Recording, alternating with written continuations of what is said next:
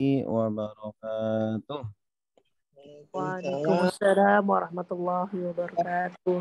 Alhamdulillah wassalatu wassalamu ala Rasulillah wa ala alihi wa sahbihi wa man walah amma ba'du.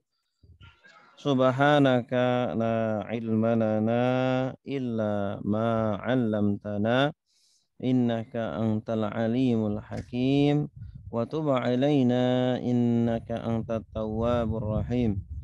Rabbi shrah li sadri wa yassir li amri wahlul 'uqdatam min lisani yafqahu qawli. Raditu billahi rabba wa bil islami dina wa bi Muhammadin nabiyya wa rasula. Rabbi zidni ilma warzuqni fahma amin ya rabbal alamin. Alhamdulillah Bapak Ibu-ibu yang dimuliakan Allah, pada sore hari ini kita bisa bertatap muka lagi dalam rangka untuk thalabul ilmi, dalam rangka untuk melaksanakan kewajiban kita sebagai kaum muslimin. Semoga Allah Subhanahu wa taala menerima ibadah-ibadah kita. Semoga Allah memberikan ilmu yang bermanfaat dan menjadikan kita sebagai hamba-hambanya yang kelak akan dimuliakan baik di dunia ataupun di akhirat. Amin amin ya rabbal alamin. Baik Bapak Ibu yang dimuliakan Allah, insya Allah pada sore hari ini kita akan melanjutkan KSI kita. Pertemuan yang ke-15 ini kita akan membahas tentang bahaya cinta kedudukan, ya, atau cinta popularitas. Ini sekarang dunianya orang-orang sangat cinta sekali viral, ya. Orang sangat senang sekali kalau terkenal zaman sekarang. Padahal ini sebuah virus yang sangat berbahaya sekali, ya. Sekarang kita bisa terkenal walaupun mungkin berada di desa yang paling terdalam sekali, tetapi bisa terkenal dengan kemajuan teknologi, kemajuan alat-alat telekomunikasi, media sosial, sehingga seluruh dunia bisa melihat kita. Nah, ini kalau tidak dibarengi dengan ilmu, tidak dibarengi dengan pemahaman agama, maka sangat berbahaya sekali. Ya, bahwa Islam ini, ya, sangat mewanti-wanti kita dari cinta dunia atau cinta kedudukan. Kedudukan atau popularitas atau jabatan ini termasuk bagian dari dunia, ya. Termasuk dunia selain harta, ya, selain lawan jenis, ya. Di antara dunia itu adalah kedudukan dan popularitas. Ya, Allah Subhanahu wa taala menyebutkan di dalam surah Al-Qasas ayat 89. Allah menjelaskan kepada kita semuanya tentang hakikat akhirat, ya, dan hakikat dunia. Tilkad darul akhiratu naj'aluha lilladzina la yuriduna uluwan fil ardi wala fasada.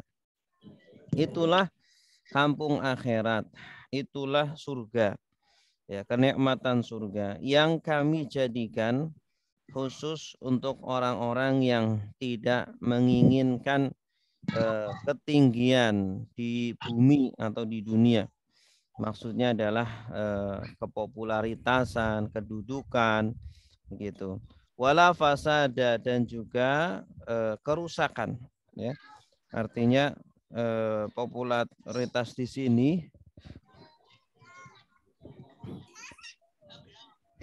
sudah mulai, Bu. Sudah mulai, Bu. Halo, Bu Endang udah mulai. Ya, silakan masuk aja. Ya. Ya. Nah, jadi di sini yang dimaksud cinta dunia, cinta kedudukan adalah, ya, yang memang dia mengusahakannya. ya, yang dimana dia memang mencari hanya untuk kenikmatan dunia belaka. Justru ya Islam malah mencintai atau memuji seseorang ketika tidak ingin terkenal. Ya, ketika orang hanya hidup ya normal saja, tidak ingin dikenal, tidak ingin populer, tidak ingin viral, begitu ya. Kecuali kalau memang orang tidak sengaja mungkin ya, dia punya keahlian tertentu, kemudian membuat orang ingin memviralkannya. Jadi bukan dia yang memviralkannya, bukan dia yang menjadikan dia sendiri terkenal, tetapi orang lain ya. Mungkin ada ustadz yang ceramahnya bagus, kemudian akhirnya banyak yang tertarik sehingga viral ya. Bukan dia yang menginginkan agar menjadi terkenal ya, agar dikenal ya. Tetapi memang secara tidak sengaja Allah Subhanahu wa taala yang mengatur semuanya ya, sehingga ilmunya Allah tersebar kemana-mana seperti itu. Kalau yang seperti itu tidak mengapa ya.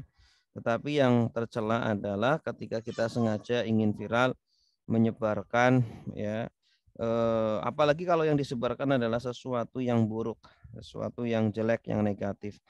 Ya, sesuatu yang baik saja ini kalau tidak dibarengi dengan niat yang baik ya, kalau ternyata ada niat-niat terselubung ya, maka ini akan menjadi bencana bagi orangnya tersebut ya, gitu. Nah, kemudian yang menginginkan dunia, maka Allah segerakan di dunia. Ya, jadi Allah itu sangat adil sekali ya. Ketika kita menginginkan dunia, ingin mendapatkan dunia, kemudian kita memang serius mengejar dunia, ya, kita buktikan dengan usaha kita, maka Allah akan kasih. Walaupun orang kafir, ya, orang kafir walaupun tidak beriman kepada Allah, ketika dia bekerja keras, dia belajar sungguh-sungguh, maka dia akan sukses, ya, tetapi hanya sukses di dunianya saja. Ya, maka seorang yang beriman ketika dia ya bersungguh-sungguh, ketika dia bertujuan untuk mendapatkan akhirat, ya, maka Allah pun akan menyampaikan tujuannya itu. Ya, Allah akan menyampaikan niatnya tersebut. Maka betapa penting seorang muslim harus selalu menjaga niatnya, ya, apalagi dalam perbuatan-perbuatan sehari-hari. Baik, selanjutnya bahaya popularitas atau cinta kedudukan. Wa hadza aidun mutanawilun bi umumihi li hubbil jah. Fa innahu a'zamu ladzatan min ladzati al hayatid dunya wa aksaru zinatan min zinatiha, ya. Jadi popularitas atau jabatan atau kedudukan ya, dikenal oleh orang ya, mungkin sebagai artis atau sebagai pejabat publik, sebagai tokoh ya, bahkan mungkin sebagai ulama, sebagai kiai ya. Dia adalah orang yang terpandang. Ini sebenarnya apa namanya? Kakinya itu antara surga dan neraka ya. Bisa jadi jabatan tersebut, kedudukan tersebut, kepopularitasan tersebut bisa jadi menarik dia ke surga, bisa jadi menarik dia ke neraka. Tergantung dia menggunakan perhiasan tersebut. Tergantung dia menggunakan kendaraan ya. Jadi popularitas itu pada dirinya itu sebenarnya tidak tercela, tetapi tergantung kita menggunakannya bagaimana. Nah, itu seperti kendaraan ya. Kalau kita gunakan untuk kebaikan maka akan menjadi baik. Kalau kita gunakan untuk keburukan maka akan menjadi buruk begitu. Hasbumri'in minasyarri an yushiron nasu ilaihi bil asabi'i fi dinihi wa dunyahu illa man asamahullahu. Ya, cukuplah seseorang dikatakan buruk ya jika para manusia mengenalnya, mengenal dalam urusan agama atau urusan dunianya. Ya, dia terkenal sebagai orang yang pandai dalam urusan agama, ya tokoh dalam agama, atau terkenal dalam urusan dunianya, dia adalah sebagai orang kaya atau sebagai pejabat atau tokoh begitu ya. Ini sangat berbahaya. Dikatakan cukuplah buruk bagi dia ketika dia terkenal di antara manusia, kecuali yang dijaga oleh Allah Subhanahu wa taala. Karena apa? Semuanya itu adalah ujian, ya. Semuanya adalah ujian. Maka hanya orang-orang yang dijaga oleh Allah yang akan lulus dalam ujiannya itu. Rasul juga berfirman, innallaha la yanzuru ila suwarikum walakin yanzuru ila qulubikum wa a'malikum. Sesungguhnya Allah ya tidak melihat kepada rupa dan zahir manusia, ya. Allah tidak melihat luarnya, ya, jabatannya, gelarnya, kedudukannya. Sama saja di hadapan Allah, ya. Seperti gigi sisir sama saja. Al insanu ka asnanil musti, ya. Mereka itu sama saja manusia di hadapan Allah derajatnya, mau pejabat, mau rakyat, mau konglomerat, sama. Yang membedakan adalah ketakwaannya, ya. Yang membedakan adalah ketakwaannya. Makanya seorang muslim tidak perlu minder, ya, dengan siapapun, ya, karena di hadapan Allah Subhanahu wa taala manusia itu sama saja. Yang putih, yang hitam, ya itu sama saja. Yang Arab, non-Arab sama saja. Keutamaan keterasingan, justru Islam ini sangat mengutamakan keterasingan. Ya, Islam ini memuji sifat keterasingan. Ini kenapa? Karena lebih aman bagi dia. Ya, keterasingan, asalkan keterasingannya ini, ya, sambil membersihkan jiwanya, sambil membersihkan hatinya. Mungkin ada orang yang mengasingkan diri, tetapi sambil di dalam hatinya, ya, ada rasa dengki, ada rasa iri, ada rasa sombong kepada orang lain. Nah ini, ya, keterasingannya ini tidak bermanfaat gitu.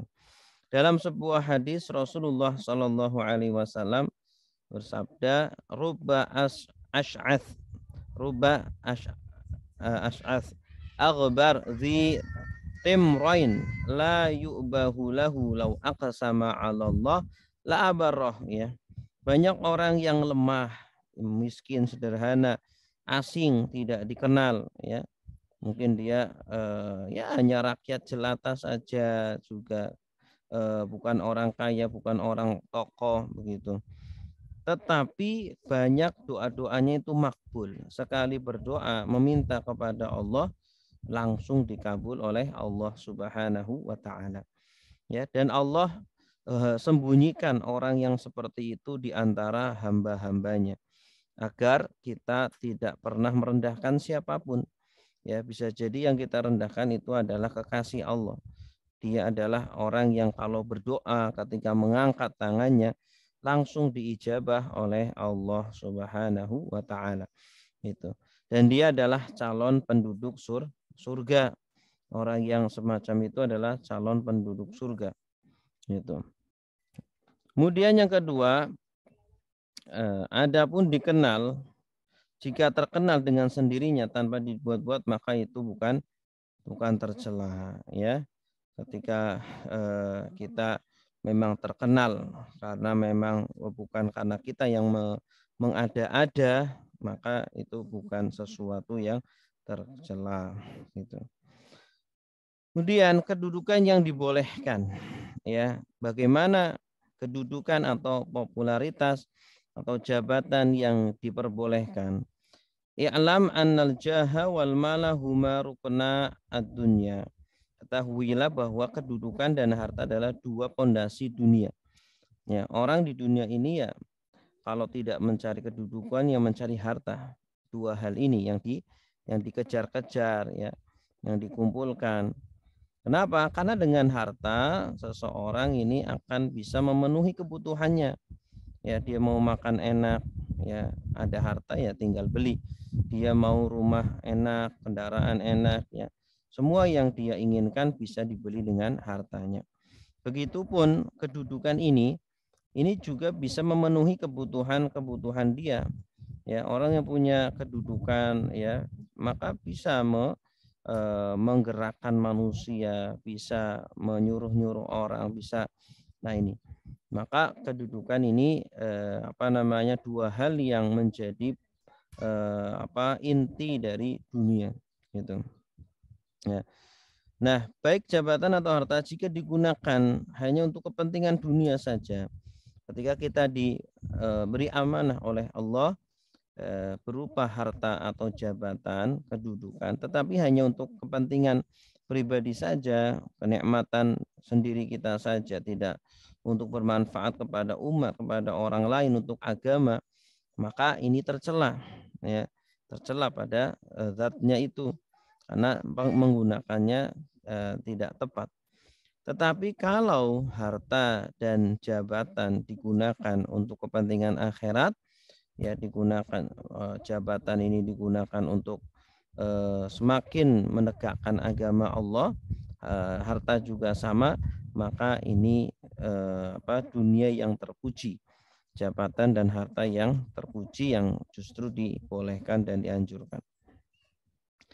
Sebab cinta kedudukan. Kenapa orang cinta dengan kedudukan, mengejar-ngejar ya, agar dia itu menjadi orang yang terkenal, menjadi tokoh ya, menjadi pejabat, menjadi pimpinan gitu. Kenapa ya mereka cinta dengan ini? Karena ada sebab-sebabnya. Ya, sebab yang pertama adalah merasa diri sempurna. Wa huwal aqwa. Syu'urun nafsi bil kamal, ya. Ketika seseorang merasa dirinya itu sempurna, ya, merasa dirinya tidak punya cacat, tidak punya kekurangan, ya, dan dia itu terbiasa untuk dipuji, ya, terbiasa untuk disanjung-sanjung, maka akhirnya dia tidak betah kalau dihina, ya. Maka dia menganggap dirinya itu sempurna, tidak punya kekurangan sedikit pun, baik dalam bidang keilmuannya, dalam bidang jabatannya, dalam bidang apapun tidak ada kekurangan. Nah, ini seseorang manusia harus tahu diri, ya, harus tahu diri bahwa manusia itu sebenarnya tidak sempurna, penuh dengan kekurangan-kekurangan, penuh dengan cacat-cacat gitu. Makanya kita ya diperintahkan oleh Allah Subhanahu wa taala untuk beribadah, ya, agar kita itu tidak sombong, agar kita itu tahu diri, ya. Orang yang tahu kualitas dirinya atau orang yang tahu jati dirinya sendiri, maka dia akan menjadi hamba yang sejati gitu. Maka dia telah ma'rifatul nafsi, mengetahui dirinya. Nah, ini ya. Kenapa ada sholat, kenapa ada puasa, kenapa ada ibadah-ibadah? Ini tidak lain adalah agar manusia tidak sombong, agar manusia tidak lupa dengan Tuhannya yang telah memberikan nikmat-nikmat yang begitu banyak. Itu sepedanya.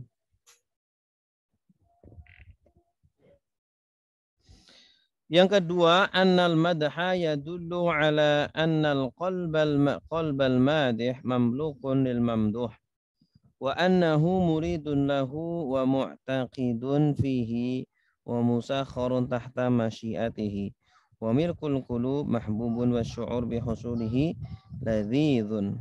Ya. Sebab yang kedua kenapa dia cinta dengan kedudukan, karena cinta untuk dipuji, ya. Sudah terbiasa untuk dipuji dari mulai kecil, suka dipuji, wah tampan, kamu cantik, kamu pintar, kamu ini, Pak.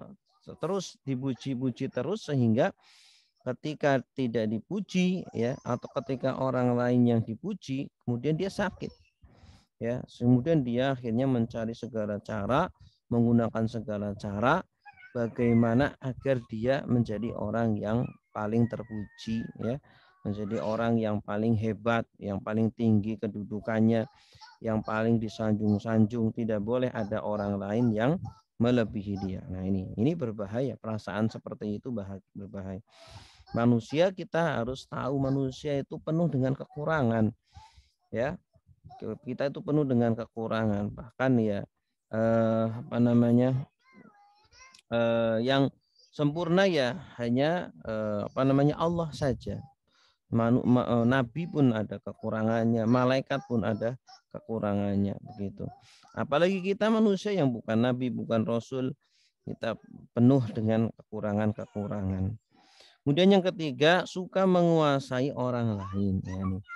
Kadang manusia ini suka untuk menjadi ketua, suka untuk memimpin, suka untuk mengatur-ngatur gitu ya. Dia ingin dialah yang di depan, yang dituakan, yang dihormati. Nah, ini juga salah satu penyebab kenapa seorang menyukai terhadap kedudukan. Obat dari itu semua adalah dengan cara satu, meyakini bahwa pujian orang itu tidak benar, ya. Setiap kali kita dipuji oleh orang lain itu ya kita harus meyakini itu tidak benar, ya. Kita harus meyakini itu tidak benar. Dia mungkin memuji kita pintar, pandai, ya, hebat, maka kita kembalikan lagi itu tuh tidak benar, ya. Ketika dia mengatakan pintar, masih banyak orang yang lebih pintar, ya. Dia mengatakan pintar, dia tidak tahu bahwa sebenarnya kita itu banyak kekurangan, kebodohannya, ya. Kemudian ketika dia memuji, ya, kita yakini saja itu hanya basa-basi saja, ya, tidak 100% benar apa yang dikatakan oleh dia. Bisa jadi dia mengatakan itu karena tidak tahu kualitas diri kita sebenarnya seperti apa gitu. Karena dia hanya menghukumi, ya, hanya melihat secara zahir saja, luar saja, adapun dalam-dalamnya kita yang justru lebih tahu gitu. Makanya Rasulullah pernah ketika melihat ada sahabat yang terlalu memuji sahabat yang lainnya, ya, Rasul mengatakan kamu telah membunuh dia, ya. Kamu telah membunuh dia. Jadi sanjungan yang terlalu berlebihan justru bisa membunuh orang lain, membunuh orang yang disanjung tersebut, gitu ya. Menyanjung boleh, ya, bahkan dianjurkan, tetapi jangan terlalu, ya, berlebihan dalam menyanjung, gitu. Kemudian obat cinta dunia, ya, di antara obat cinta dunia adalah i'lam anna man ghalaba ala qalbihi hubbul jasara maqsural hammi ala mura'atil khalq. Orang yang kesibukannya, ya, keluh kesahnya adalah ingin dipuji oleh orang lain, ya, ingin mendapatkan kedudukan di hati orang lain, pengen selalu dipandang baik oleh orang lain, dipandang sempurna oleh orang lain. Nah, ini maka nanti kesibukan dia, perhatian dia hanya bagaimana caranya agar orang lain selalu menganggap dia itu baik, menganggap dia itu sempurna, menganggap dia itu hebat, tidak ada kekurangan sedikit pun, dan ini berbahaya. Akhirnya semua yang dilakukan, semua yang diucapkan itu hanya mencari perhatian manusia, ya. Ini seperti orang munafik. Orang munafik yang dilakukan hanya ingin mencari perhatian manusia, dan ini adalah pokok kerusakan di dalam agama. Nah, ini yang menghancurkan seorang muslim di sini. Ketika tujuan orientasi dari perbuatan atau ucapannya semuanya orientasinya adalah manusia. Semuanya adalah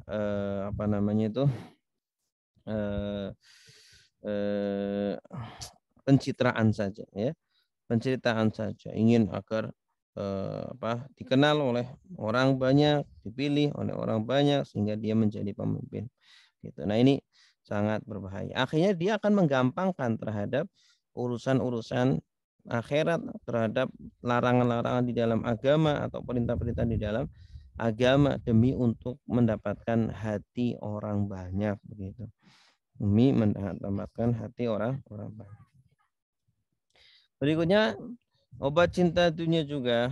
Cinta kedudukan adalah salah satu penghancur agama seseorang. Agama kita itu bisa hancur di antara sebab penghancurnya ketika kita sudah terkena virus cinta kedudukan, ya. Cinta kedudukan, cinta untuk selalu memimpin, cinta untuk selalu dipandang baik, cinta untuk memiliki kedudukan ini. Wah, ini profesor, doktor, kiai, haji, syekh, ulama, alim, masya Allah, ya, Pak Haji, Bu Hajah, atau ya kedudukan-kedudukan lain. Kalau nggak disebutkan gelarnya marah, gitu ya. Nah, ini berbahaya, ya, berbahaya. Atau mungkin kalau nggak disebutkan sedekahnya, dia sudah infak ini, ya, marah, gitu. Nah, ini berbahaya. Obat cinta kedudukan adalah dengan yakin bahwa pujian itu jika pun tulus, maka akhirnya adalah kematian. Orang kalau dipuji ya, akhirnya adalah kematian. Ya, pada akhirnya pujian ya tidak akan dibawa ke akhirat. Pujian-pujian kalau kita kumpulkan penghargaan-penghargaan itu nggak akan dibawa kepada akhirat, tidak akan dibawa. Yang dibawa adalah amal soleh kita. Ya, yang dibawa adalah sedekah kita, ibadah-ibadah kita itu yang akan kekal abadi sampai di bawah akhirat. Maka ngapain kita mencari mengumpulkan ya pujian-pujian itu, penghargaan-penghargaan itu, ya hanya ingin dianggap wah hebat dan lain sebagainya gitu ya. Ini bukan berarti kita melarang untuk menjadi orang yang berprestasi, ya tidak gitu ya. Itu tergantung niatnya saja. Orang belajar sampai tinggi, sampai gelarnya banyak, monggo silakan, baik, tetapi harus diniatkan dengan niat yang baik, ya. Orang banyak beribadah, orang banyak menolong orang lain, disiarkan, boleh silakan, ya, sebagai syiar agar orang lain juga meniru, tetapi harus benar-benar menjaga hati kita, ya. Kedua, dengan cinta mengasingkan diri sebagaimana banyak asar. Ya, cara bagaimana agar kita tidak cinta dengan kedudukan adalah melihat bagaimana sejarah para ulama-ulama kita terdahulu, sejarah para sahabat, tabi'in, tabi'ut tabi'in, yang mereka luar biasa, ya. Mereka mengasingkan diri, ya, demi untuk mendapatkan balasan di akhirat. Karena yang akan dibawa adalah apa yang mereka kumpulkan dari ibadah-ibadah mereka, bukan ya apresiasi, pujian-pujian, sanjungan-sanjungan dari manusia. Baik, selanjutnya di antara obat dunia adalah i'lam anna aksarul khalqi innama halaku bi khaufi madhammatin nas wa hubbi madhihim, ya. Banyak orang yang hancur agamanya gara-gara cinta dipuji, cinta untuk pujian, dan takut dihina, ya. Dihina itu takut, ya. Kalau dia dihina, direndahkan itu takut. Ngapain takut dihina oleh manusia? Ya, kalaupun dihina ya memang kita hina, memang kita bodoh, memang kita kurang, memang kita ini. Ya, jadi ketika orang lain menghina kita ya ucapkan terima kasih. Mungkin menjadikan kita sadar, menjadikan kita mawas introspeksi diri, ya. Kamu bodoh ya, coba, oh iya memang saya bodoh, saya banyak kurangnya begitu. Mungkin kebodohannya bukan pada yang disebutkan oleh orang itu, mungkin ada di sisi yang lainnya, ya, hingga kita akan introspeksi. Orang yang ucapan dan perbuatannya diatur manusia bukan Allah, ya. Nah, dia ucapannya itu atau perbuatannya terpengaruh oleh pandangan manusia. Nah, ini akan melakukan segala cara, ya.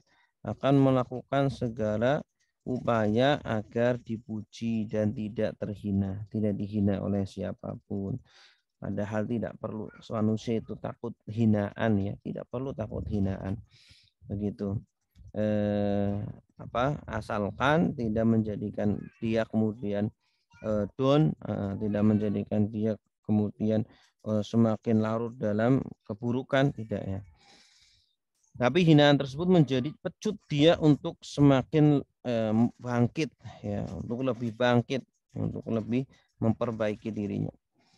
Karena terlalu sering sehingga jiwa suka untuk dipuji dan tidak kuat dihina. Nah, ini orang makanya orang kadang orang-orang yang miskin itu ya lebih kuat untuk dihina, untuk karena sudah terbiasa gitu ya. Sudah terbiasa. Ya.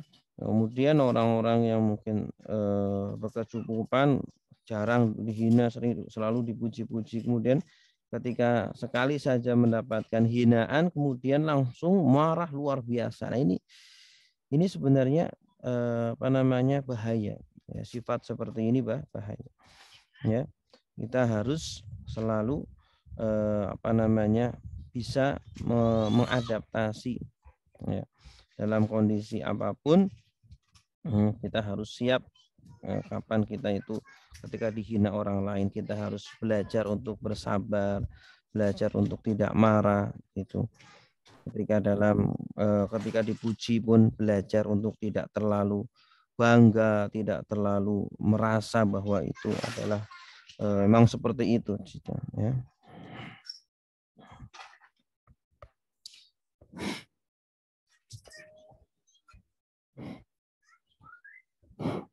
Kemudian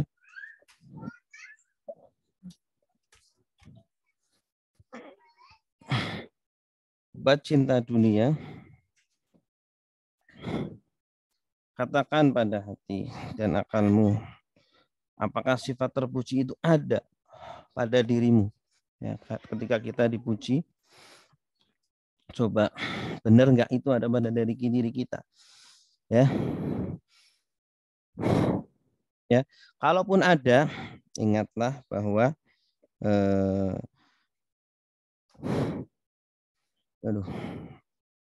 ingatlah bahwa itu akan segera hilang. Ya, ketika kita dipuji, ingatlah bahwa pujian itu tidak kekal, tidak akan segera hilang begitu. Ya. Maka tak perlu bangga, sesuatu yang hilang tidak kekal, ngapain dibanggakan. Jika sifat terpuji itu adalah ilmu atau warok dalam agama, mungkin kita dipuji sama orang berilmu karena hebat dia berilmu atau hebat dia itu warok ya. Maka memang ilmu itu bagus ya. Kita dianjurkan untuk memperdalam ilmu dan warok itu hati-hati dalam beragama ya, meninggalkan sesuatu yang syubhat. Ini juga bagus. Nah, namun ingatlah akhir manusia itu tidak ada yang tahu kecuali Allah. Mungkin sekarang ya kita berilmu, kita sekarang beriman, beribadah, soleh.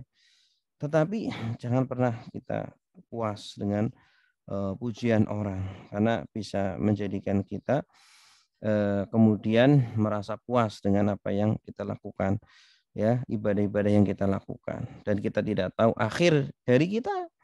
Ya, kita dipuji bagus gitu. Agamanya luar biasa, soleh alim luar biasa.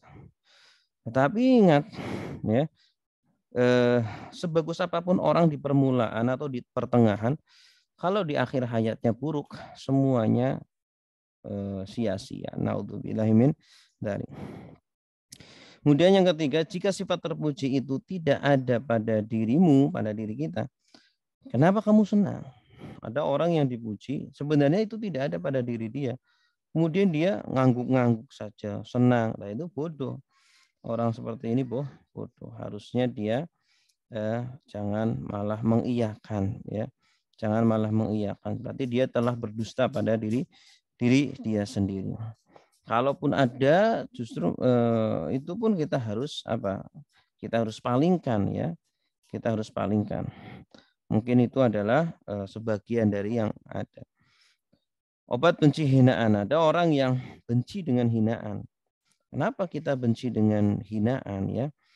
Kenapa? Justru kadang hinaan itu menjadi obat, ya. Sebagaimana obat itu pahit, hinaan juga pahit, ya.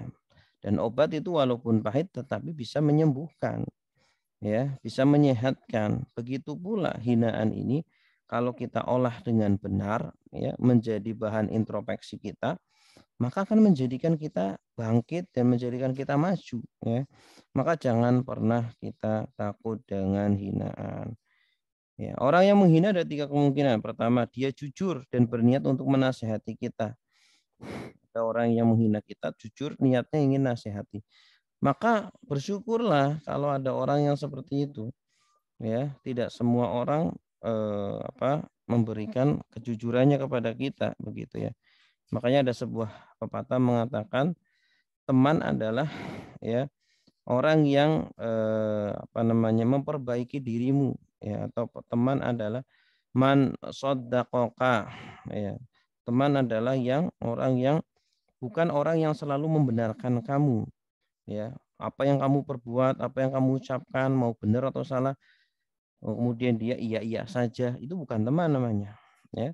Teman justru adalah, ya, yang berkata kebenaran pada dirimu, ya. Kamu berbuat salah, ya, kemudian dia meluruskan, tidak malah dia pura-pura tidak tahu, ya, kemudian mengiyakan saja, ngangguk-ngangguk saja. Itu bukan teman, itu malah musuh, gitu.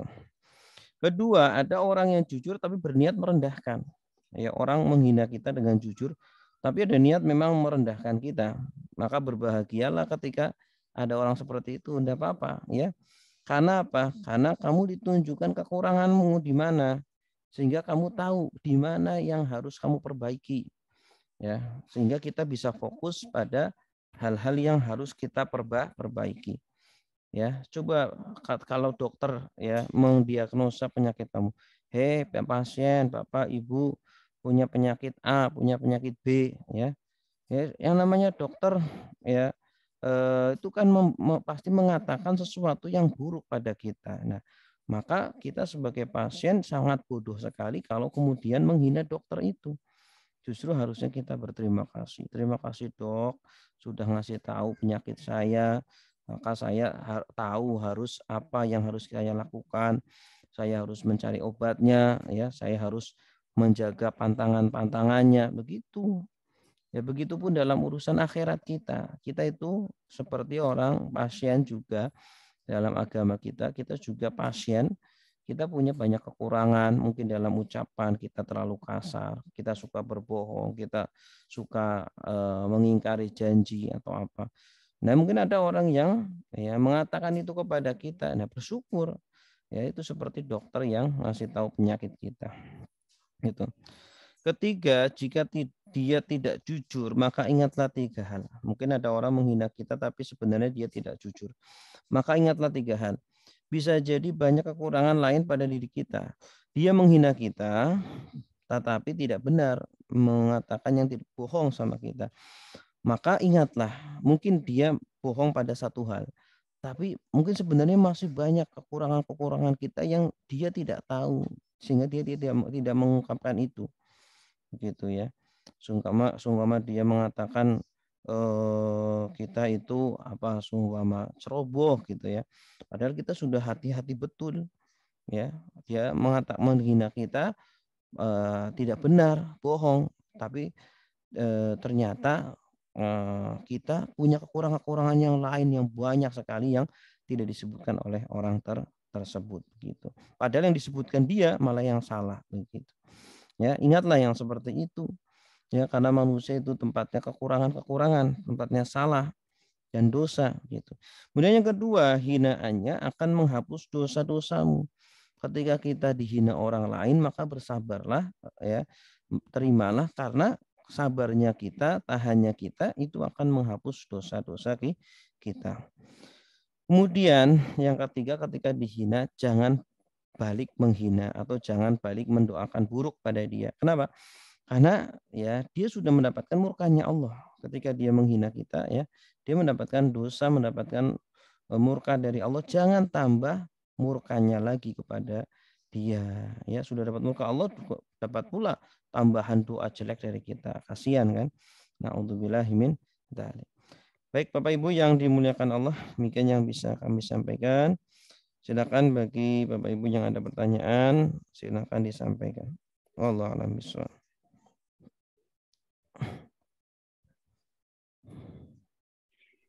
Assalamualaikum Ustaz. Ya, Waalaikumsalam. Silakan Pak Marton.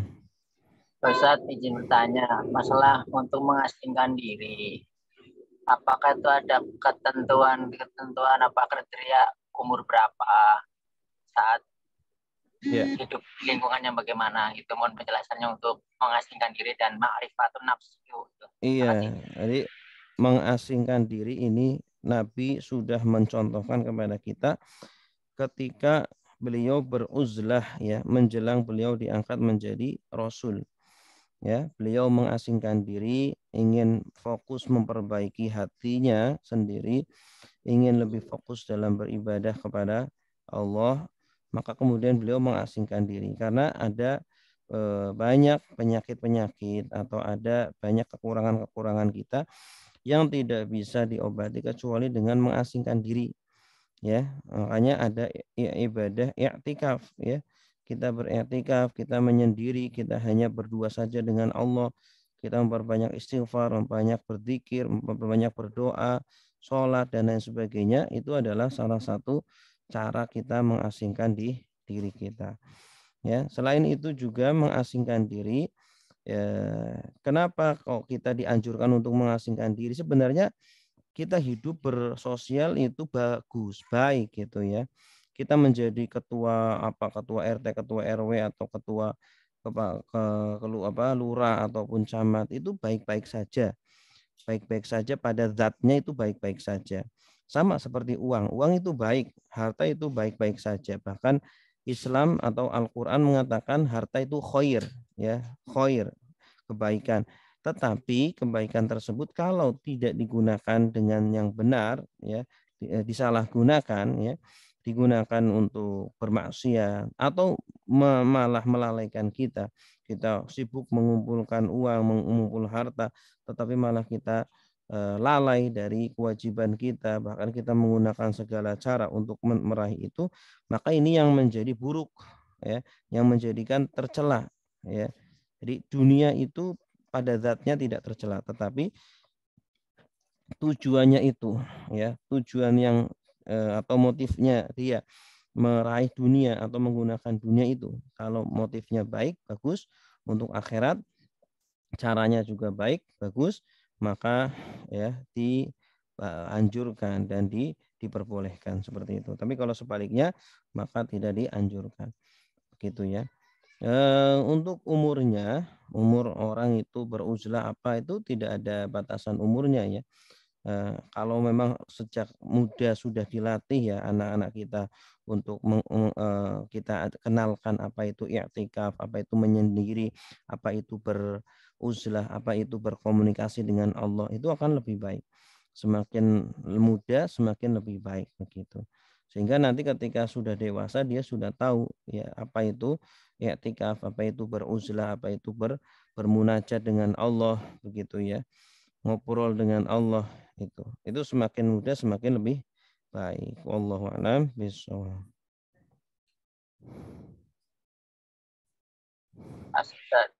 Ya, sama-sama.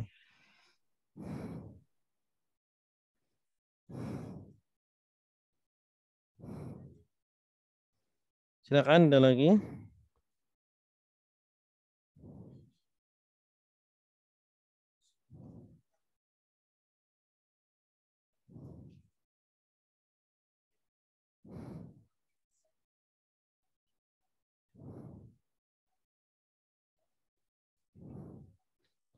Ada pertanyaan?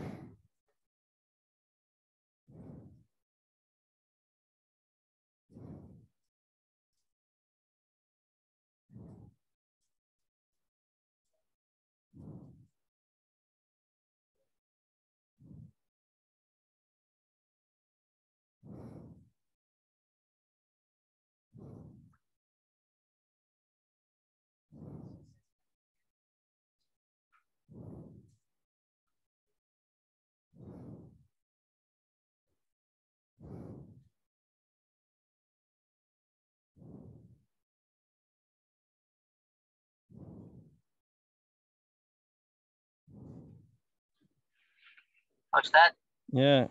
saya kira pemahaman saya itu mengasingkan diri itu jauh dari keramaian, misalkan dari kota kita mengasingkan diri ke daerah yang benar-benar sepi, yang tidak bersosialisasi dengan sesamanya gitu. Saya pikir pengasingan itu begitu, ternyata pemahamnya untuk pembersihan hati lebih ke situ ya Ustaz.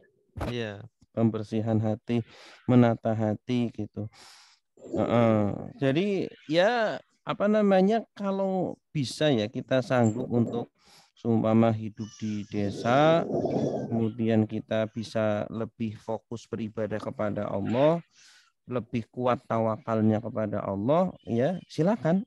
Seperti yang dilakukan Nabi, ya Nabi itu kan mengasingkan diri ke Gua Hiro, ya kemudian beliau benar-benar meninggalkan semuanya dalam rangka untuk itu, silakan gitu. Tapi asalkan tidak melalaikan kewajiban kita sebagai kepala keluarga atau sebagai anggota masyarakat, warga masyarakat gitu.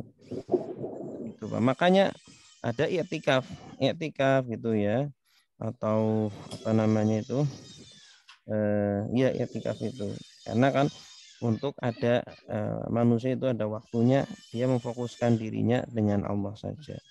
Begitu. Bahkan Imam Ghazali itu menganjurkan kepada kita setiap hari setidaknya ada waktu lah ya, sekitar sejam atau setengah jam khusus waktu kita hanya dengan Allah saja, tidak diganggu gugat ya dengan kerjaan-kerjaan yang lainnya. Begitu. Allah.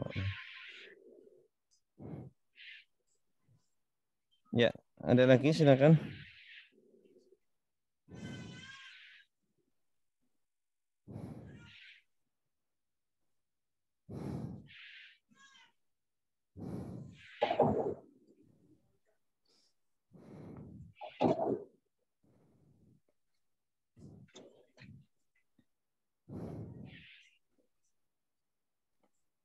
Cukup? Pak Muhammad nggak ada, Pak Muhammad. Ada. Cukup? Baik, kalau cukup kita akhiri dengan doa kafaratul majlis.